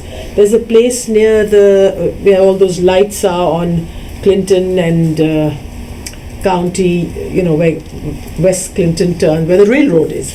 There's an area there which at one point the garden club used to take care of. They're not unable to take care of it. It looks a little unkempt. There's a island on Oak Avenue that could do. I mean, these are little things that I think if the right kind of plantings are made, it would make the place look better. Well, when we talked about a DPW committee, I kind of thought that was what one of the functions of the DPW committee. I'm happy to pass this on to the DPW committee, and Okay, I will I'm be waiting happy to discuss with them I'm and waiting give them for my a ideas. day I hope they'll take it to up. meet, and that would be helpful. Please keep Shelley. that in mind when you discuss, and if I have a hear couple of anything, dates I will bring it to the attention of the DPW Okay. committee. Thank you, Mayor. With, so the public hearing we do once we go to the public meeting, correct? Yes. So I'll entertain a motion to close the work session. We'll take a 2-minute break, and the first thing on the public meeting will be our proclamation for the absence. Motion to close the work So session? moved. All in favor? Second. A 2-minute break, and I'm counting. We're going to the And I've posted on the public bulletin board in the lobby of the municipal center. Salute to the flag, please. I pledge allegiance to the flag of the United States of America and to the republic for which it stands, one nation, under God, indivisible, with liberty and justice for all. Roll call, please. Councilor Barzalato. Yes. Councilor Barron. Yes. Councilor Dayton. Yes. Councilor Grossman. Here. Councilor Hader. Here. Councilor Park. Here. Mayor Russell. Here. I'll entertain a motion to approve the following sets of minutes: April 17th, the work session, May 1st, the regular meeting, and May 1st, the closed session. A motion, please? So moved. A second? Second. All in favor? Aye. Revisions to the agenda? Yes, we're removing Resolution 18-179 from the consent agenda and moving to new business. Okey-doke. Public comments. I'm going to go around the room once, and if you'd like to speak, please, just state your name for the record. Okay, Mary Salpukas, 85 Hillside Avenue, 42 years in Tenafly. You know, ready for a watch? Ready for a watch? No, I don't need a watch, and I just want to thank the mayor and council for your great interest in the senior center and recognition that it's an important part not only of the senior community, but also it's an important draw to town that people are coming to our center because it's recognized not for its fancy stuff. It was made out of old portable classrooms, but it's for the spirit of the center, and the hiring has been fantastic. You've gotten really good people for us, and the result is that we're bringing pedestrian traffic to town. We're bringing people into the stores and into the food establishments. They'll come do an activity at the center and then go to the different restaurants. And so, I also want to thank you, Mayor, because for your comment about the fair and how successful it was. So our centrality and our accessibility and our really fine staff are something that the mayor and council have supported. And we look forward to continuing dialogue about the future, but in terms of spaces, think about how we have an Irish lady who does wonderful planting in front of the senior center, and this is just an extra bonus that when people come, it's accessible, it's desirable, and it's just a very good thing for the town. And I feel that you've supported getting the new computers, and you come by to our activities. Shama comes to some Tai Chi. And so there's a real interest, and we really support it and are encouraged by it. So thank you. Well, thank you for your kind words. Thank you. You might notice that some of us have a vested interest in the senior center, right, Shelley? Me? Would anybody else care to speak?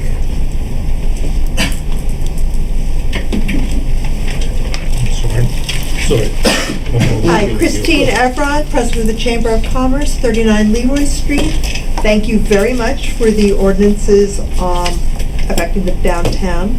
I did want to comment on the smoking ordinance. The Clinton Inn was particularly concerned. They have a lot of people who are staying in the hotel who have no other place to smoke. They go outside onto the sidewalk, right outside Palmer's Crossing. That's the designated area. They would then be asking people to go stand in the parking lot, which they don't really feel is a safe place to park, and they don't want people smoking in the rooms. So they did have a problem with that. Also on the railroad lease, beer and wine sounds lovely, but I think you might have a little bit more help with the storage space if we had specialty coffees, and that would be more in tune with the kind of bakery, cafe kind of ambiance. So just might consider adding that to your things. Thank you. Might recommend a bidder that's interested in something like that. And as far as the Clinton Inn is concerned, as long as there's no complaints, they can probably do whatever they want. I understand. Christine, Yes. I just want to say something, that the new Italian restaurant that... D'Angelo's. Fantastic. Yes. The food is fantastic. Really good job. Good job. Zest. Where's that used to be? Very good job. Really? It was kind of early for a commercial. But That's all right. That's okay. On West Railroad. Okay, anybody else care to speak? Stephen Grossman. About the Pride Day event, I know that it is scheduled for the last Sunday in June, and I would like to voice my concern about the fact that New York Pride also happens on the last Sunday of June, and given the vicinity, I fear that many citizens who would normally go to New York would rather go there than to the Tenafly event. And so perhaps in the future it would be a Saturday instead of a Sunday. Thank you. And you're speaking right, directing right, facing the organizer, so maybe she's listening. And I'm listening. that will take it into account. Well, actually, Stephen is helping me organize, so we'll talk. Thank you, Steve. At this point, I would like to read into the record a proclamation. There are very few things that you point at as being a totally positive aspect of our community, and being that I've been here longer than 20 years, I realize the before and the after, how important that this event, the Tenafly 5K, has become to our community in so many ways. First, you talk about how our community gathers there. It's probably the most popular event that takes place in our town every year.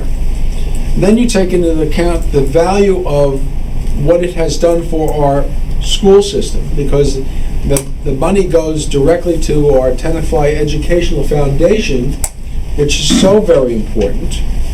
And I credit this entire being to a couple that's sitting next to me. I'm proud to call them practically neighbors. They live around the corner from me, and they have meant so much to this activity. It's almost scary to think that they're leaving. Well, they're not leaving town, but they're turning over the reins, and I don't blame them. 20 years is long enough, and I believe they've done their due diligence in finding a couple that's going to take over the job, and I don't envy you trying to fill their footsteps, but new blood quite often brings new ideas, and it can't hurt. Already has. But this activity is really a wonderful thing, and to Mark and Judy Aronson, I think we owe them a debt of gratitude for the work that they've done for our town and for our schools. And I'd like to read this proclamation, and I'm hoping that we'll have an opportunity to read it again at the start of the 5K, when a lot of other people that aren't here tonight will have an opportunity to hear it, and maybe it'll goad them on to thanking Mark and Judy personally on that day. Can't give you that time at the start of it. You have 20 seconds. I got the horn, and I don't blow the horn. You have 20 seconds unless Eric's going to give you more. You have 20 seconds. Just move everything back. I can read very quickly. But you see, in any case, whereas the TEF, Tenafly Educational Foundation, Tenafly 5K Run, organized by Mark and Judy Aronson, is celebrating its 20th year. And whereas the USATF sanctioned 5K Run is one of the largest road races in North Jersey, drawing more than 1,500 runners of all ages and abilities. And whereas over the past 2 decades, the Tenafly 5K Run has grown into one of the largest and most anticipated events on the Tenafly calendar.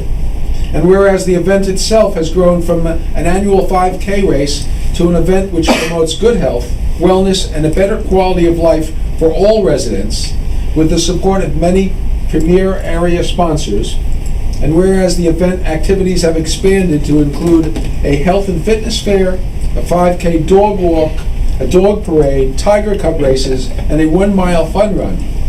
And whereas all of the financial proceeds go to support the Tenafly Educational Foundation, a nonprofit organization that funds teacher-initiated programs and projects in the Tenafly Public Schools. And whereas the Tenafly 5K raised more than $40,000 in 2017, and over the years has raised more than $500,000 for the Tenafly Educational Foundation.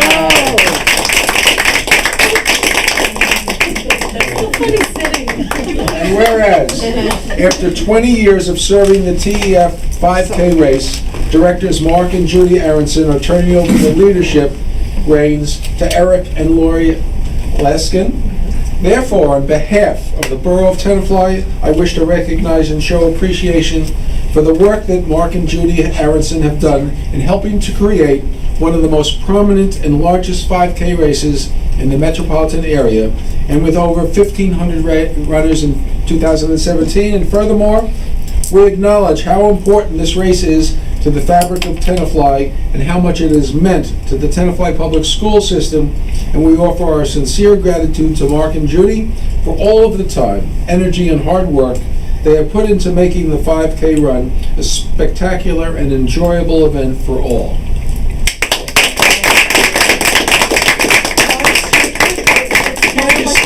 Can't you see me reading that while 1,500 runners are...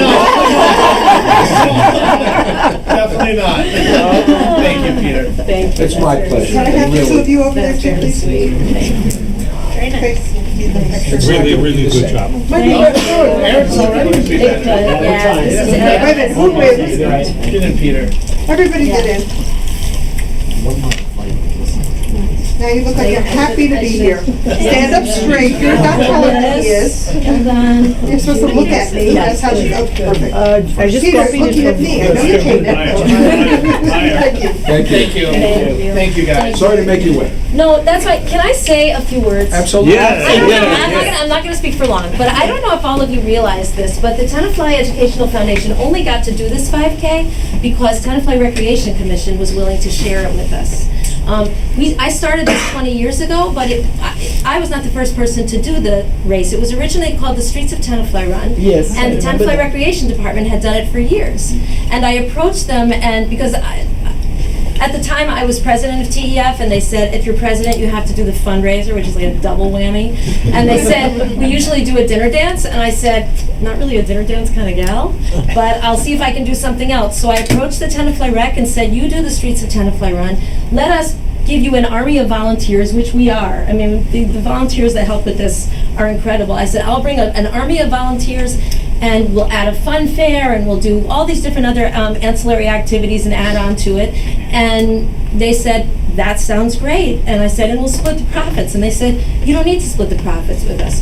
You all take the profits and put them into the school, and we'll just share the name with you and promote it together, and it'll make Tenafly Rec look good, and it'll make TEF look good. And we had that arrangement for probably well over a decade, and I think it's a beautiful example of collaboration in a community. It really is, because we never could have taken this race and done what we did with it were it not for Tenafly Rec being so willing to just say, did a great let's partner. job. Well, speaking for the Great borough, job. could you give me the name of the persons that said we don't want to split the profits? Because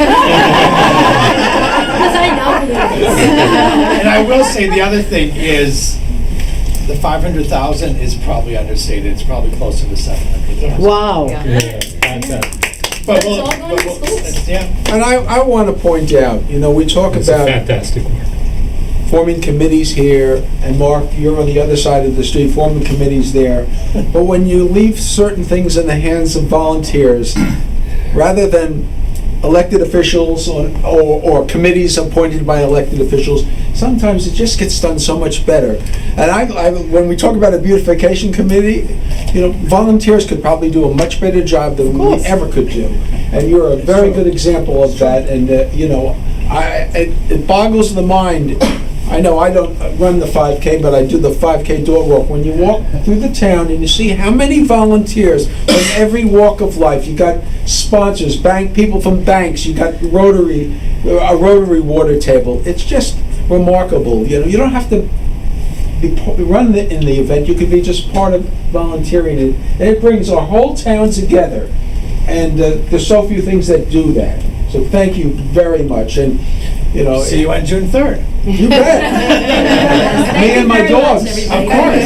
You fully deserve it. Thank you again, everybody. Lori? She wanted a copy. Bye, guys. Thanks, guys. Take care. Thank you. Okay. I'll entertain a motion to approve the consent agenda as amended. The consent, was it? A motion, please? Second? Second. Please call the roll. Councilmember Barzalato. Yes. Councilmember Bash. Yes. Councilmember Dean. Yes. Councilmember Grossman. Yes. Councilmember Hayter. Yes. Councilmember Park. Yes. Thank you. Let's go to the public hearing now, Lisette. You want to do that? Yes, what we have is a resolution authorizing the submission of a Bergen County Open Space Trust Fund Municipal Park Improvement application for the Roosevelt Common Walkway. The display ad and the legal ad have been published, so this is just giving our grant consultant permission to submit the application to the county well before the deadline. So moved. A second, please. Second.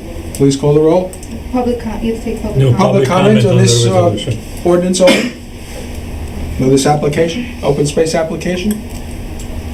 Okay, please call the roll. Councilmember Barzalato. Yes. Councilmember Bash. Yes. Councilmember Dayton. Yes. Councilmember Grossman. Yes. Councilmember Hayter. Yes. Councilmember Park. Okay, that's our only public hearing, correct? That is So now we can go back to the agenda. And we go to committee reports, my favorite part of the evening. I think it varies. Dan, you have anything? By the type of material. Lauren, please? I do. I have a few announcements. First of all, tomorrow, the Welcoming Committee in town has their new event. I know I've sent an email out, but I hope that our public will come out and greet our new residents. It will be a firehouse tour and an ice cream truck. So now we will have a spring event and a fall event for new residents moving to town, whether they're sales or rentals. And the Welcoming Committee will be there in full force tomorrow. We are hoping for not a tornado or hurricane like tonight. We're very excited for this event, and we hope that you come and meet some of the new people.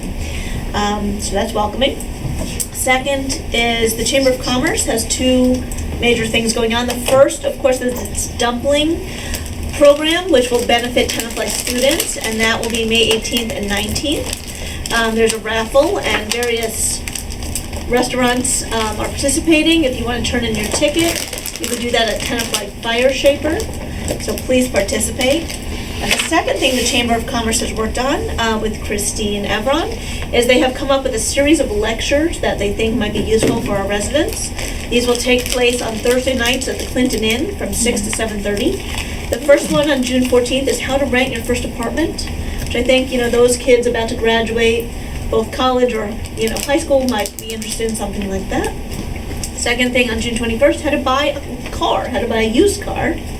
And I think that'll be good. There's people from mechanics and insurance and the car dealerships. And on June 28th, how to stay healthy without your mother there to nag. I think it's very cute. I want that one. All of us. Lauren. Our Healthway Natural Foods. Lauren. I'm a mommy. Healthway Natural Foods will help, Retro Fitness, East Madison Dental, Tenafly Pediatrics. So all of our local businesses are participating in them. They're helping, be active members of our Chamber of Commerce, and we hope that our public can attend. All right, the other committee reports I have, last night, the Recreation Department met. They have a very good sign-up for Little League and lacrosse. The head of the Tenafly Basketball League is stepping down. He has a new replacement, and our rec program has been very good for both girls and boys. There are issues right now with our field, especially Sunnyside. A lot of Little League softball and baseball are getting rained out, practices during the week because of the flooding. And the other thing to report is there is a softball tournament this week here. It's called Safe at Home. It's from May 18th to the 20th, weather permitting. And hopefully you guys can come and cheer the softball teams. And softball players from around the county, I believe, play. It happens to be a wonderful event. There's games at Sunnyside, usually games at the middle school field as well. Hopefully we get good weather. And the caliber of play is very high because these are all strong traveling teams. And the zoning board did meet. There was no new business. And it was a very short meeting. It was lovely. Thank you. Shama, you have anything? Yes, Mayor. There was the Tenafly Public Library had their board meeting last night, and one of the items on discussion was the McCandless room, which I had presented to them the possibility that if and when and ever we get the senior center to be rebuilt, if programs had to be held at the McCandless room, what would be there, how would it matter whether they liked it or not, and Mayor, you were there too. And the interesting thing was that the library didn't know whether they were in charge of McCandless or somebody else. So this is a thing which is not quite clear whether who has real jurisdiction on McCandless. However, they did state that if there were programs there, they didn't see any problem with it. They had no issues, they had no problems with it. So while we figure out who has jurisdiction, at least we know from them that they have no issues.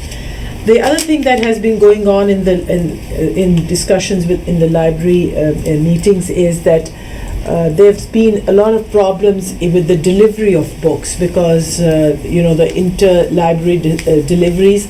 I think the company that used to deliver went out of business. Then they were trying optional things which not working out. So now they've come out to the conclusion that Buckles will create their own delivery company.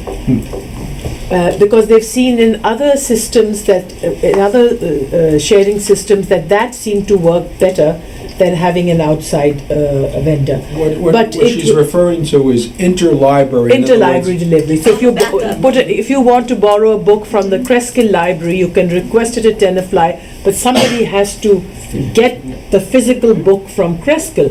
And at one point they had volunteers because the delivery system had fallen apart.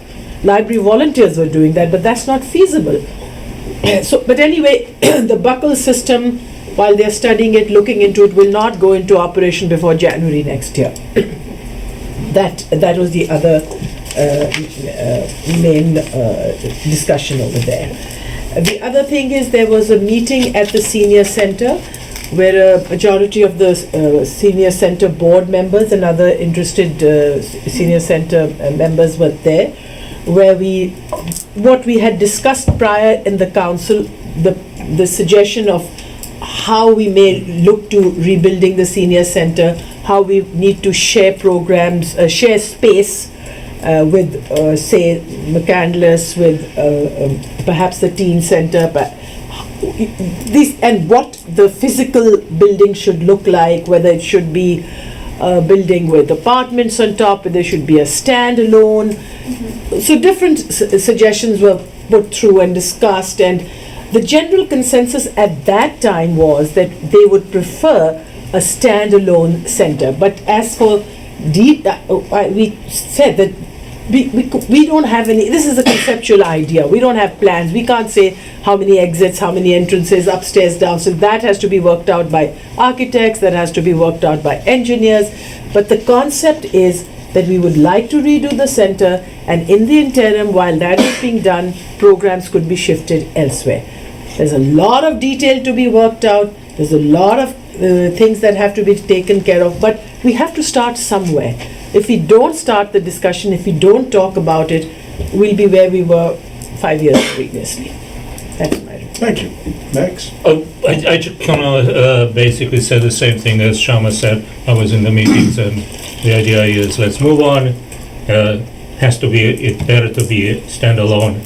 Let's start understanding if we can have the program shared, and that's it. I don't have anything else. Jeff?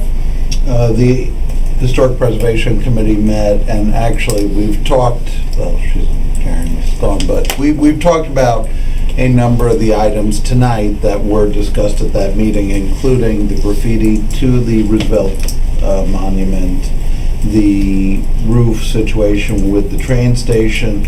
I also had raised with them the concern that I felt that some members of the council, or at least the bank, had expressed about the bank being two separate buildings, and that the one building on West Railroad or West Clinton? On West Clinton, that be treated separately perhaps, and they were concerned that it really should be treated as one building because there is a uniformity to look, and also that the two elements of the building are almost equal in length. And certainly if you're coming from West Clinton or coming into town, or if the Greenway, when the Greenway becomes a reality, that facade will be something that will be faced. So there was a lot of discussion about Question. that. Are they two separate buildings? This is my question. Yes.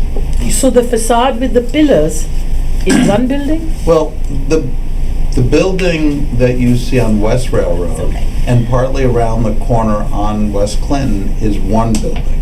Then there's a separate entrance, if you look carefully, where there are some offices, part of the bank offices, further down West Clinton. That's a different That actually structure. was built at a different time. I was gonna say, it's not as old as the original. It's not as old, but they said that it does still qualify as a historic property. Right. It is old enough. Okay. And it fits in with the whole thing. So I did raise that because there are two buildings, and I think a lot of people, like you just expressed, don't know No, that. I didn't know that. And so it's something to consider when we look at that whole block. That's the end of my report. Okay. There's nothing listed under old business, do we? Dan is getting off without a report? I didn't get my meetings yet. Under new business, we have introduction of ordinances. So let's go there. Tony, would you like to introduce the junior firefighter ordinance?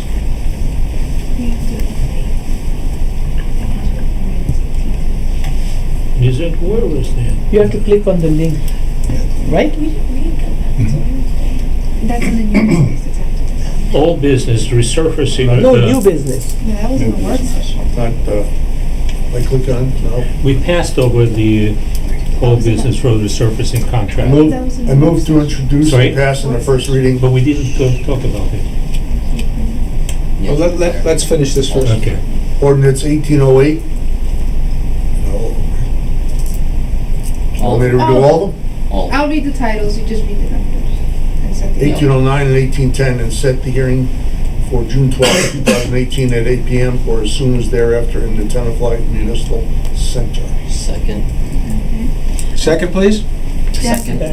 Lisette? Ordinance number 18-08, an ordinance amending chapter 2, section 2-47.20 of the revised general ordinances of the Borough of Tenafly, establishing health and eligibility requirements for members of the Junior Firefighters Auxiliary Program.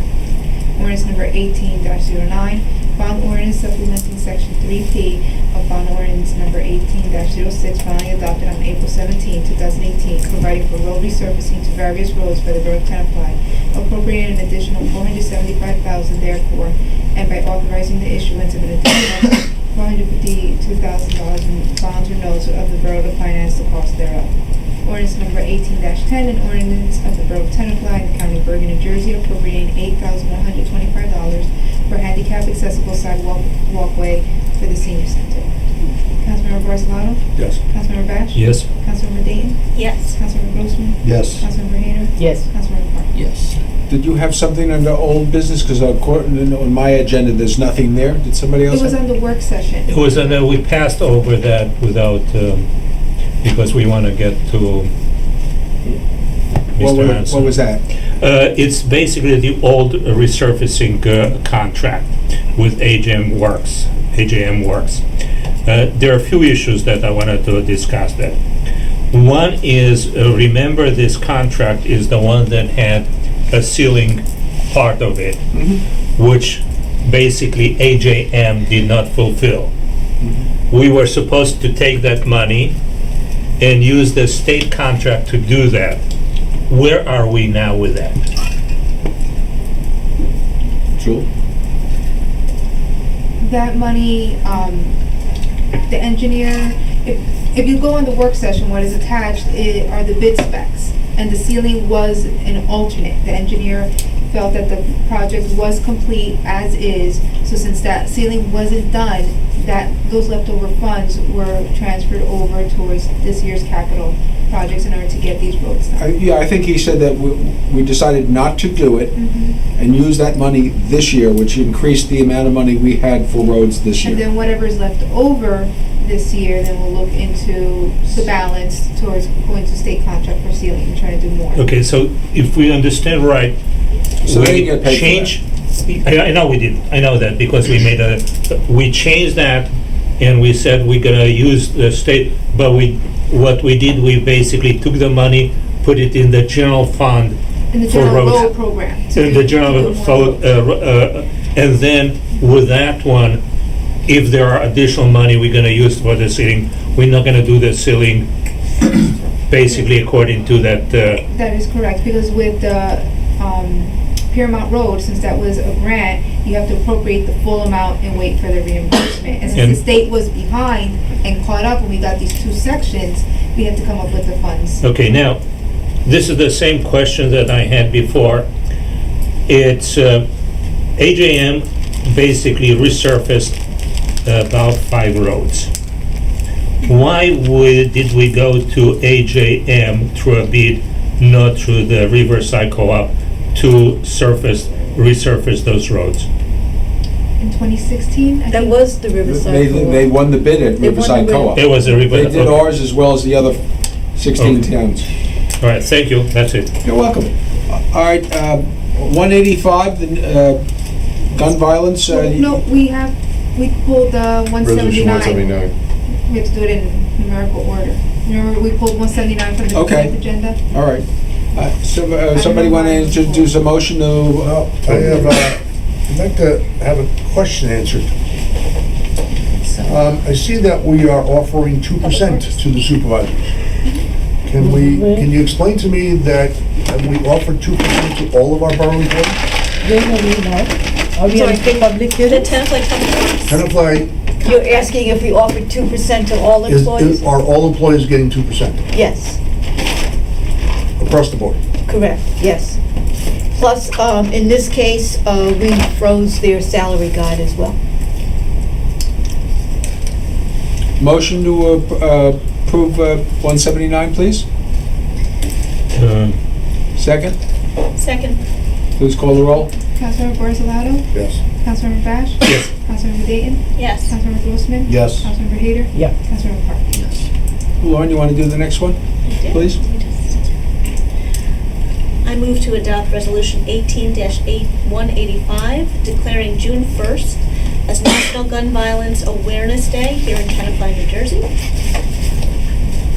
Second, please. Second. Please call the roll. Councilmember Barzalato?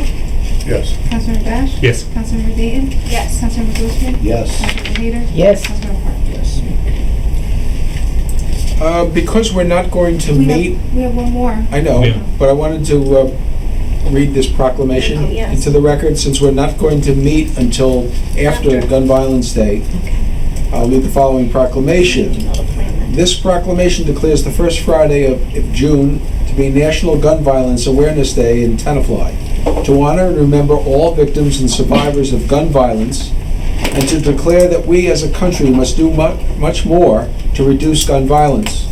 Whereas every day 96 Americans are killed by gun violence, and on an average there are nearly 13,000 gun homicides every year, and whereas Americans are 25 times more likely to be killed with guns than people in other developed countries, and whereas protecting public safety in the communities they serve is mayors' highest responsibility, and whereas support for the Second Amendment rights of law-abiding citizens goes hand in hand with keeping guns away from dangerous people.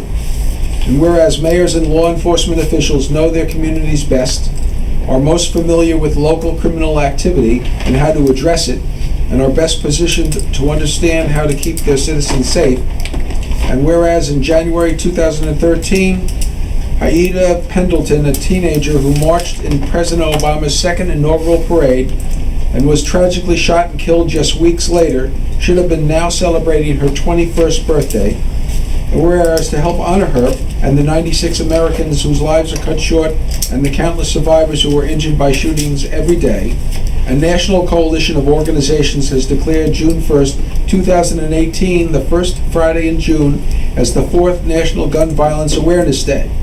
And whereas the idea was inspired by a group of Haidia's friends who asked their classmates to commemorate her life by wearing orange, they chose this color because hunters wear orange to announce themselves to other hunters when out in the woods, and orange is a color that symbolizes the value of human life. Whereas anyone can join this campaign by wearing orange on June 1st, the first Friday of June in 2018, to help raise awareness about gun violence. Whereas by wearing orange on June 1st, 2018, Americans will raise awareness about gun violence and honor the lives of gun violence victims and survivors. And whereas we renew our commitment to reduce gun violence and pledge to do all we can to keep firearms out of the wrong hands and encourage responsible gun ownership to help keep our children safe. Now therefore be it resolved that I, Mayor Peter Rustin, the town of Tenafly, declare the first Friday in June, June 1st, 2018, to be National Gun Violence Awareness Day, and I encourage all citizens to support their local community's efforts to prevent the tragic effects of gun violence and to honor and value human life. Okay, last, the capital budget amendment, 2018 capital budget. I move Jeff? to adopt Dan? Okay. Resolution 18186. A second, please. Second. Please call the roll. Councilmember Barzalato? Yes. Councilmember Bash? Yes. Councilmember Grossman? Yes. Councilmember Dayton? Yes. Councilmember Hader? Yes. Councilmember Park? Yes. Okay, we're down to mayor's remarks. I'm just going to say a couple of things. I support the concept 100% of creating a new senior center.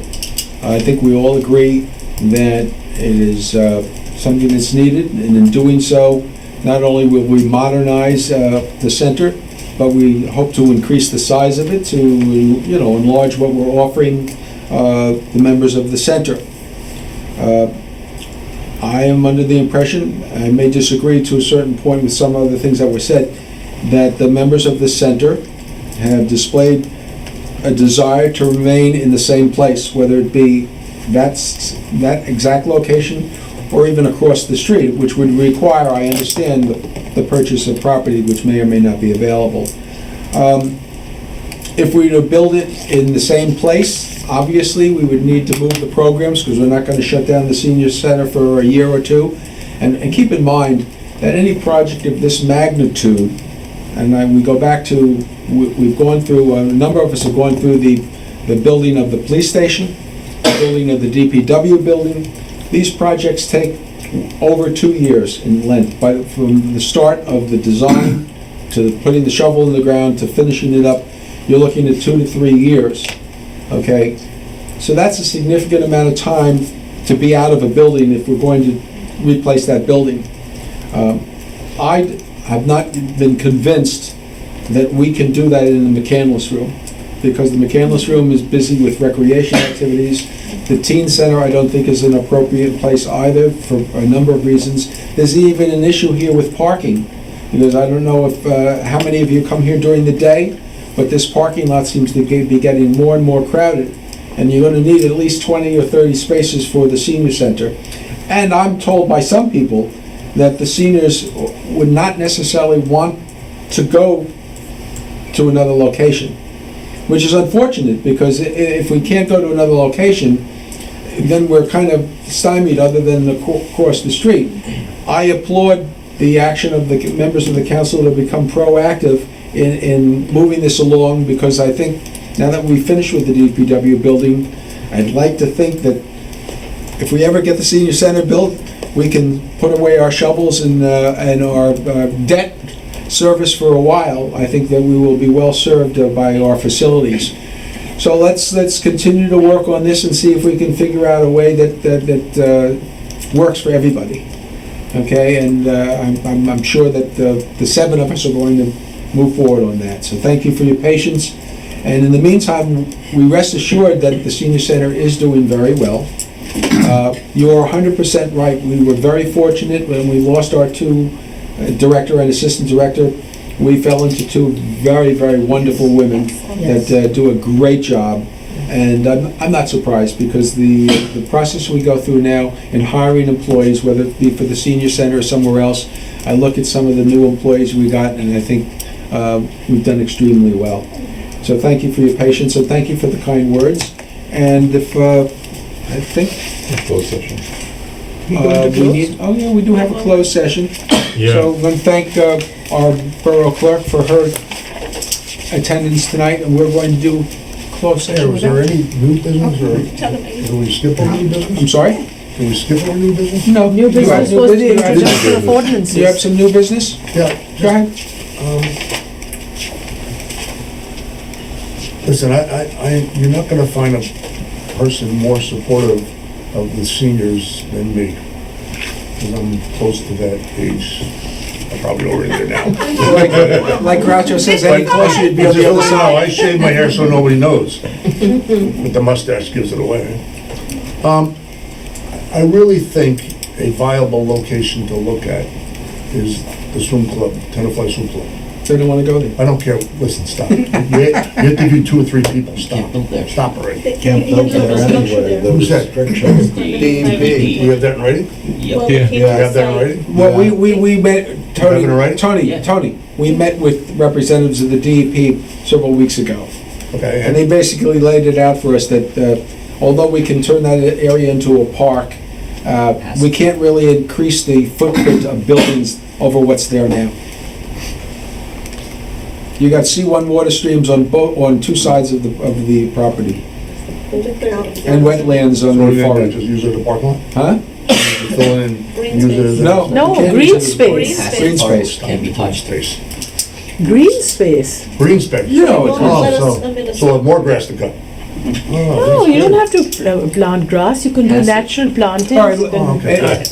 So, So, okay. that's, you can't do that there. No, I don't think that's, I don't think we can build anything here, to be honest with you, after meeting with them. I mean, I agree with you. It seems like logical to use it for some community space, but it can't be used, sadly. But I'm a little hard pressed to understand something though, seriously. If it's okay for kids and adults to swim there, but it's not okay to build a building, I'm losing the It was whole concept okay here. to right? build a swim club there 70 years ago. Stop. Listen, I agree to a certain point. I think we're over-regulated, but the regulations would not allow us to build there. Jeff, you have that in writing from them, that we can't build? Well, I don't, we had the report from our engineer which looked at and said, here are the lines of demarcation where we cannot build. Okay, so And it where was- would those lines be though? You know where the basketball court is at the Tenafly Swim Club? No. In that corner? It's like half the problem. Tony, I don't know, Yeah. once again, That's about it. Tony, I'll reiterate, we met on site with 3 representatives of the Over DEP, there. and they basically laid it out for us, which confirmed what the engineer had already told us. It's a whip. That's They did- unfortunate. And they said if we remove the existing structures, they may not approve us to put them back on, even, and those are much smaller than what. So I think at some point in time, we're gonna look at creating some sort of public space there, a park-like atmosphere, or maybe, yeah. But that's for another day. We did try. All right. Trees, plant. A motion to go into closed session? So moved. All in favor? No, I have to read Oh, it. he has to read it. Read it. Resolved in compliance with NJSA 10:4-12, Mayor and Council. The Borough of Tenafly will go into closed executive session to discuss a personnel matter concerning the appointment of an assistant borough administrator. Ms. will take this meeting and release the public time matter resolved. After this closed executive session, the Mayor and Council will reconvene in this Richard D. Wilson Committee room to adjourn this public meeting. Motion, please? Motion. move. Second? All in favor? Aye. Thank you, everybody, for coming tonight. We appreciate your Thank you, your Mayor. attendance, and hopefully Thank we'll you. grant Bring the you- magazine